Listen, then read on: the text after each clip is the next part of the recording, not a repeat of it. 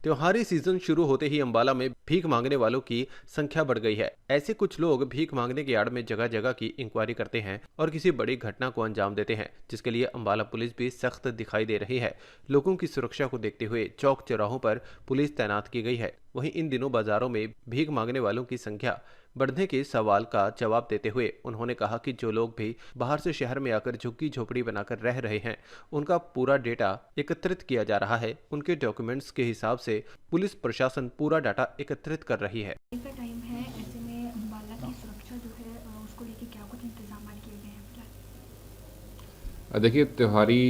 Season चल रहा है, तो उसको मद्देनज़र रखते हुए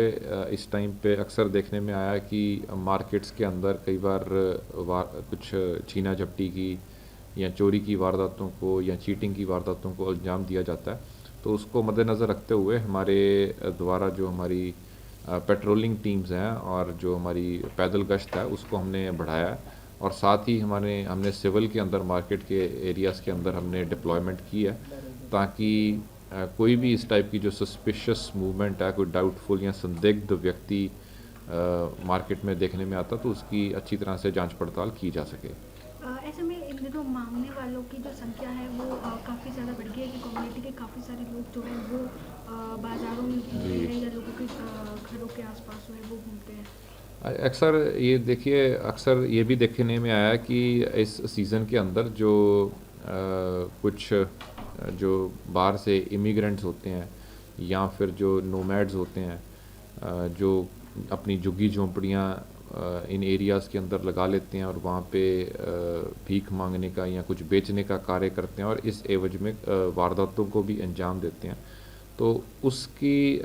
लिए भी हमने जहाँ जहाँ पे भी एसएचओज़ को हमने हिदायत दी है कि जहाँ भी उनके एरिया के अंदर कुछ इस टाइप के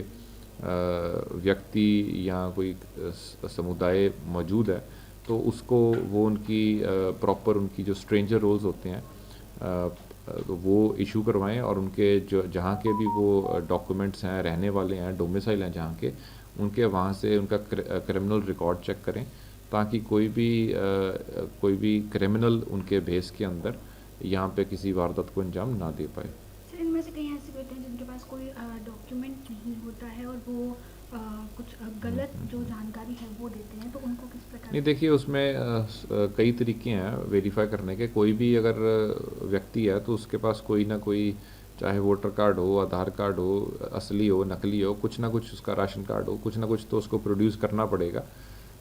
कई बार ये भी देखने में आया कि कुछ जो बांग्लादेशी इमिग्रेंट्स हैं या रोहिंग्याज हैं, वो भी इस प्रकार से पाए जाते हैं। तो अगर कोई भी अपना यहाँ का इंडिया का वसनीक होने का प्रूफ नहीं दे पाता तो उसके अंदर डिपोर्ट करने के भी प्रावधान होते हैं। तो अगर कोई ऐसी प्रॉब्लम आएगी जो नहीं दे पाता और हमें शक है कि वो कहीं बाहर से आ रखा है, तो वो भी हम अमल में ला सकते हैं। प्ले स्टोर से हमारी app Ambala breaking news download करें